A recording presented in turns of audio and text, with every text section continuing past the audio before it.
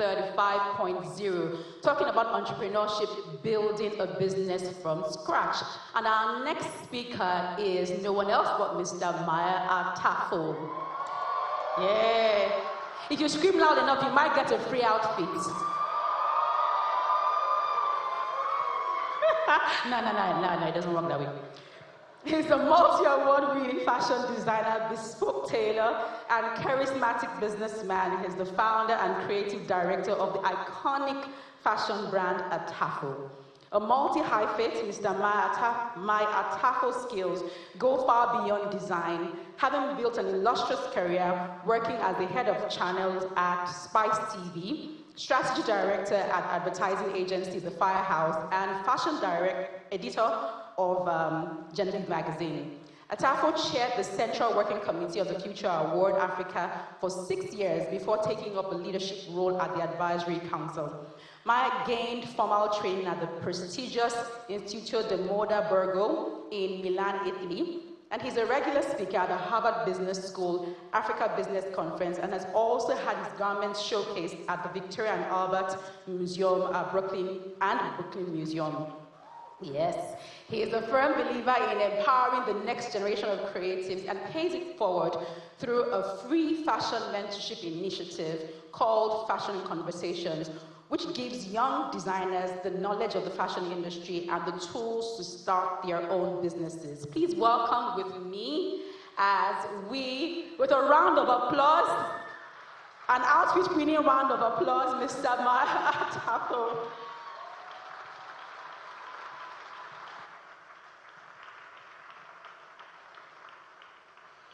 Thank you very much. Thank you for the applause. Sometimes when they read that profile, you're wondering if it's you or someone else. I never take stock of my bus stops in my journey. I just keep journeying on. I do not stop to look back a lot of times. I think the journey is very important. And the journey never has a final destination. But you just keep going. Today I decided to take stock. I stopped and looked back for a minute. That's because I am here today on the platform. I'm one that has heard, watched, and listened to the platform.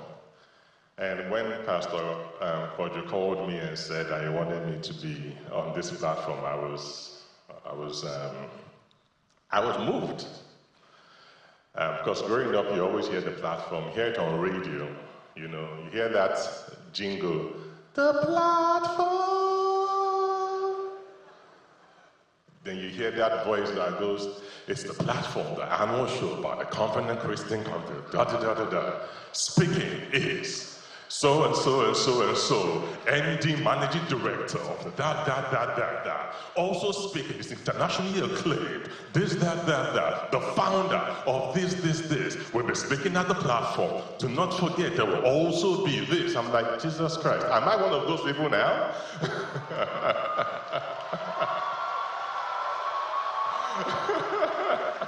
I mean, am I one of those guys? Because when they call their CVs, I'm like, Baba God, when? Apparently, I am one. So that was my stop and look back moment today. And I always tell people when you get awards and recognition, what that means is a setup.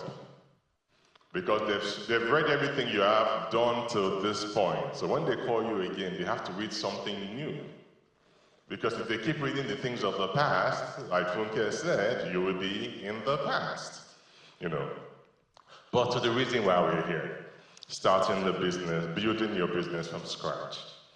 I'm going to be very, very practical. I'm not very good at speaking with strategic talks. I'm very, very practical in the way that I talk. Because I'm not a very big reader. I'm a very good observer. So when people have read books for businesses and how to build businesses, I'm not one of those that have read a lot of those books. I do not have an MBA. but I learn from practicing and getting involved in things. And I think that's one of the best ways to learn. So my journey is taking me from being a student in the university, making a 2-1, graduating in agric economics, and going to study, doing a master's in information systems and technology, only to end up in British American Tobacco and the marketing department. So it doesn't stack up, right? I worked in marketing, British American Tobacco for 4 years and a little bit, and I moved to Diageo, where I also worked in marketing for about 4 years plus, before I decided to quit to be, like I like to say, a full-time tailor. The experience from those places is very, very key. Now, I tell people wherever you are at all, no matter what you're doing, if you give your 100%, you will learn something. And sometimes it's one thing that you learn that you may use to start or build your business. So while you look at your boss and say, I want to be like him, figure out what he has done to be who he is today. I say, do not copy the execution, copy the principle. So we look at somebody and we like the way he's dressing. Then we copy the dressing. But you see, you are only one step behind that person. Because you have copied what he is today. What about what he is tomorrow? Because he is not, if you're a good professional, you're not what you are yesterday. You're not what you are today. You're building for what you'll be tomorrow. So when you copy someone, you're copying the person's past. And if you're copying in the past, you can never progress to the future. That means you're already obsolete. Right? So it's very important. So that's what built me. And I woke up one day, went to work. I started my business, I started fashion while I was still working. Okay? I did it for 3 years while I was working. And that's the key thing, and people tell me, oh, when do you know is the right time to stop? I'm like, I do not know when is the right time to stop, to move from corporate to your business. Because the day I quit my job, I didn't know I was quitting my job that day. I went into work. And I just knew, I think it's about time. Right? But I worked 3 years, so I went to my 9 to 5. I got there as early as 8 o'clock every day. Left maybe like 6 or 7 o'clock, then go to my factory, somewhere in Borno Road in Yaba, and I'm there till 1 a.m., 2 a.m., and I go back home and my life continues again. But you see, at that point in time, I loved what I was doing, so it didn't feel like work. So when people are going like you're working too hard, I'm like, I do not understand what you're saying. That's because the one thing that Funke said today, I was passionate, very passionate about what I was doing. And I loved it. But that's how I did, and that's how I started it. Now, again, we're trying to tell you what you should do building your business from scratch. Many of these things is not what I've read, it's what I've experienced. So if I was to turn back the hands of time, what will I do differently to get it correct, right? There's this thing we always tell people, have a business plan when you want to start a business. That thing is always a long thing. And many of you hate hearing that thing. Okay, I will teach you something practical today, right? That may help you, small in that thing. But again, if you want to start a business, why do you want to start a business? Why? Why do you want to be an entrepreneur? Are you starting the business because you want to make money? It's not a bad thing at all. If you want to just make money, it's great because you're keeping your eyes on the number. You want to start a business because you are passionate about that particular thing. Right? It's good to be passionate. But if you're not making money out of your passion, the only thing that you'll be blessed with is poverty. And we don't want that for anyone. Okay? So money is important. But you have to think of why you want to be an entrepreneur. It's very important. Because people are like, I like to do this. But if you keep liking it, you're not making money from it, it's going to set you back. So think about that clearly. I think making money in anything that you do is very important. I don't say be greedy. But I think making money is very important. Whilst you're doing what you love or what you want to do, in there, you most likely will find your purpose. Right? If I was working in my job in marketing, I don't think I'll be able to talk to this number of people to set an impression on them. Okay? And while I was working in marketing, I always tried to brag differently that, one of the boys that I recruited then, who was a brand executive with me, he grew up to be marketing director in Coca-Cola at a point in time. Then he went up to the head office in Atlanta to be in charge of fruits. He calls me boss till today. Meanwhile, I'm a tailor. He's the top of his marketing game. It doesn't stack up, does it? Because where we live in Nigeria, the guy is the one with the big title. The tailor is the other guy. The guy that I studied innovation with in Diageo, sitting next to each other, currently he is the managing director for Pernod Ricard, which is the most luxury alcoholic beverage company in the world. He's the managing director, not marketing, managing director for Africa, based in Johannesburg. Right? That's my guy. So that's to give you the level that I could have been or surpassed if I continued in my career path. Do I regret it? No, I do not. Am I happy? Very happy. Right? Because life has taught me something. When you're working for yourself and you're making some kind of money, right? What you're doing when we are working and making money is that we're trying to buy our life back from society. That's what you're doing when you're making money. I'll make it easier for you. When you go on leave, right? You're not working. Probably travel to a nice destination. You're living a good life. You're not doing anything for that point. So work is on pause and you are enjoying life. But you paid for the holiday. So you just bought back that 2 weeks leave from life. How would it feel if you can buy back 10 years of your life from the world? You've made enough money, I don't have to work for 10 years. For me, that's the reason why we work. So you can buy back your life. Sometimes you buy it back in minutes, in hours, in days, in months. But it's key that you do that. So I digress a little bit. So let's go to the key thing. Starting differently, I'll start with a business plan. From scratch, have a business plan, okay? But let me make it easy for you. So for those of you, a pen, paper, calculator, very, very important. I will run through this very, very fast, but you need to grab it, okay? Your pen, your paper, and your calculator. Let's do this real quick. This is your business plan, okay? There was a football TV reality show in Nigeria once done by somebody. And the registration fee to come on this show was 3,000 naira, okay? You buy the form for 3,000 naira, then you get a chance to come on the show. A chance to come on the show, so it wasn't guaranteed. At the end of 4 weeks, right, 30,000 Nigerians had registered for a chance to get on the show. So at the end of 4 weeks, how much was made? Mathematicians here. What? 90 million is the correct answer. It sounds like it's not correct. Because I said 3,000 naira, bury 30,000 people. That gives you 90 million naira.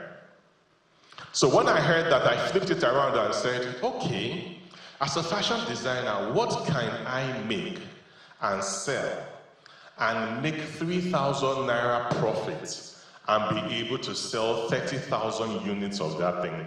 Then I'll make 90 million naira. Very simple calculation. I started thinking, okay, if I have to sell 30,000 units, how many do I have to sell in a week? So you have to divide 30,000 by 52. Then when you look at that number, you're thinking, I can't actually sell that in a week. Then you know what? Flip the numbers around.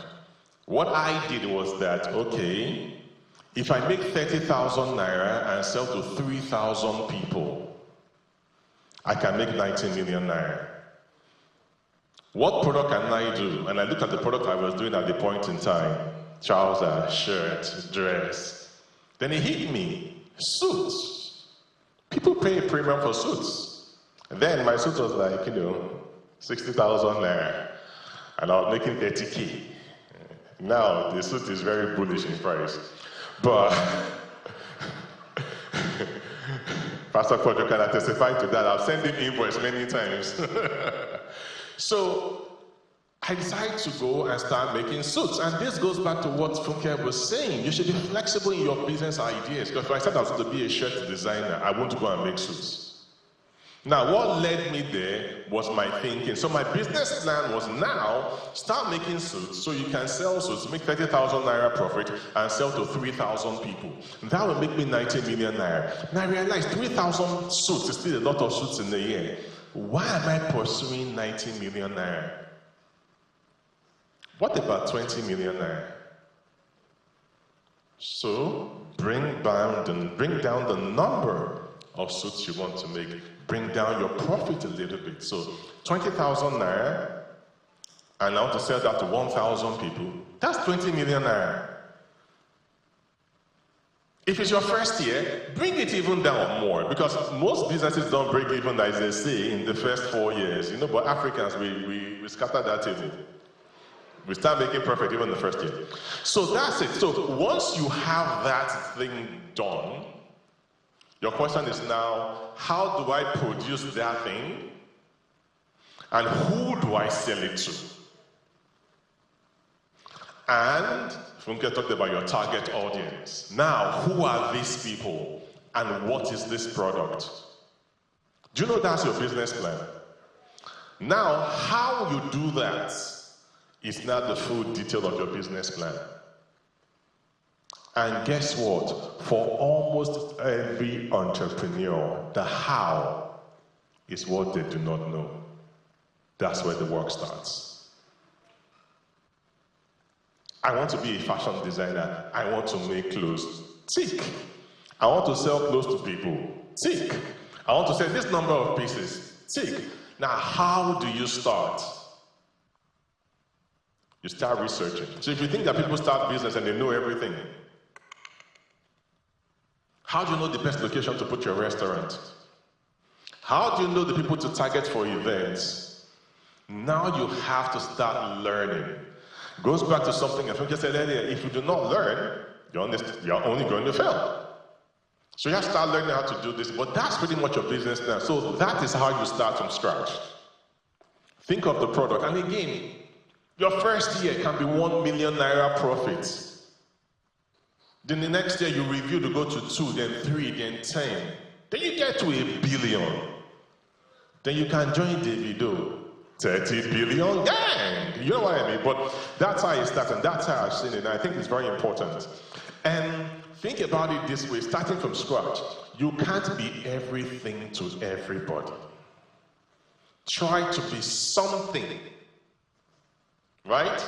To everybody. And when I say something to everybody, it doesn't mean that everybody will buy your something. It just means that you should know me for this thing. And that's how business starts. So you open a restaurant, you can't be Mr. Big / RSVP / black belt all together because you want to make everything everyone can eat. Start with something. Okay, be something to everybody, and that's a good way to start business. And I think it's very important. And just check my notes. I want to get the key points so I don't forget it. I remember starting from scratch. Starting from scratch, another thing that's very, very important is we mix these things up. There's your product, and there's your brand. They are two different things, right? Now, if I'm drinking this water here, I'm drinking water. It's a product. If I'm drinking it from that bottle, I'm drinking Nestle water. That is now a brand. But you see, your product has to be 100% certified. Excellent. You cannot be sewing clothes and sewing it for Nigerians, but you want to make dollar. you know that the zip is not straight. But if the customer does not know, you will give them. Right? And she will pay you, and you take the money and put it in your pocket. So you've made money, right? But you see what you have done? You've actually stopped yourself from making more money. You know how? Because the customer is going to wear it. And people are going to see the customer and say, I like the dress, but guess what? The zip is bent. So you do not get a call to make another dress. So you see how these things can affect you. So your product has to be great. All right? Then your brand is the next thing. I have this product, but you see, how do I present it to people to see? Okay, how do I package it? If you came into my office today, how do I welcome you? That's part of your brand. Because people think branding is a logo and the color and the sign. No! If you came into my studio today and said, hi, good morning, sir, how are you doing? Please have a seat. What would you like? Tea, coffee? What do you want to do today? Okay, let me get the consultant for you. Consultant comes looking really, really nice, speaking to you nice. That's all part of your brand. It is what they say about you when you're not in the room. So it's a lot more than the nice logo, the lovely font, your Instagram page. It's a lot more than that. Okay? And I always look at my brand as a human being. That's how I look at my brand. So if I say, this is a brand, all right? This is not me, I work for the brand. I work on the product for the brand, okay? So now there are three different things here: product, me, and brand, right? If somebody comes and engages with the brand, what does the brand tell them? So I am looking for the MTN office. Oh, it's in Falomo. That's where the brand lives. That's the house of the brand. How do you know it? It's a big story building, white, and there's yellow somewhere. You are describing what? The brand, not the service, not even the phone. There's no call right now. When you hear Hilton, you think of a hotel. It has to be one of the top ones because Hilton is like this, that. You call another hotel, maybe an inn. You say, oh, it's nice, but it's the smaller one. But you see, you are describing something. How would you describe your brand? I call my brand a human being. I want to know the way my brand speaks, how it feels, how it looks. So it's very important. Last year, I did one of the arguably the biggest fashion show on the continent. It was in a hotel. I had 800 people sitting front row exclusively. There was no second row because everyone was important at the show. It had 8 lanes. We showcased 87 pieces, used 50 models. That wasn't me. That was my brand. Atafo put on the show. I served under Atafo to deliver that show. So these are the things that I look at when I'm starting from scratch. Okay? I think about brand. Why am I doing this thing? What is the product? Is the product excellent? Am I building a brand? Because you see, you get a second chance at building the product, but not a second chance at building a brand. The brand is a continuous journey. So today I can wake up and decide I want to make kids clothing. I'm going to make kids clothing, but under Atafo. And someone said, oh, if you can make suits this good, then you can make kids clothes that good. It's the integrity of the brand now that is now falling on top of the other things you're doing. I can even decide to venture into actually making paint. Right? Because of what the brand can do. It's actually associated with quality and craftsmanship, so you know it can do this. Right? So you have to think about that and that. And when you start as a business person, you do not know this and you cannot know this. So it's things you have to develop yourself in. You have to read, unlike me, you have to read and research. YouTube is my friend. I like to listen rather than actually put my eyes and read things. So it's very important. So we have to keep learning. We've talked about the business plan and how the business plan works. And one thing again, if you're starting a business, and we are very short-sighted about this when I started my business, We always start like we're trying to do it for here. Trying to do it for your streets, or for your states, or for your country. Think you're trying to do it for the world. Think your product is global. Now, with technology, it is very possible. Now, if your product can even cross the oceans and the seas and the rivers, then let your brand be able to cross. So my products are not physically available in where my name has gone. You can't get my suit in Brooklyn Museum, or can you get in the Victoria and Albert Museum, or even Harvard Business School that I've spoken 3 times. But you see the brand name is there. So when I go there with a product tomorrow, there's something that can connect. But if you have products that can move, think global. I know friends of mine that are doing business in Nigeria, and their customers are not even Nigerians in Nigeria. Just exporting and just making money in dollars. At the exchange rate that is going right now, that's a dream for everybody. So always think global. Your product has no standard. There's only one standard, and the standard is international standard. I'd run my business for 5 years. After 5 years, I went to school to go and learn pattern making for suits. I was a household name here. When I got to school in Milan, I saw people in my class that were Nigerians and looking at me like, what are you doing here? I'm like, I want to be the best. I brought in a master tailor who trained in Savvy Row for 35 years to come and train me in Nigeria, not once, but twice. Cost me a lot of money because I want to be better than the guys in Savvy Row. Yes, you guys own the suit, but I want to make it better than you do make it. And I can, because it's craftsmanship and I've got the hands.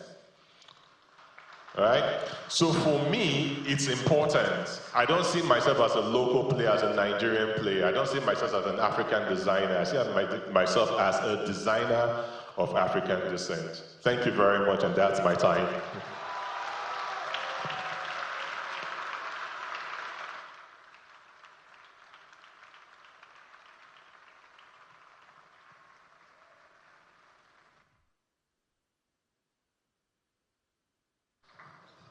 Another round of applause for...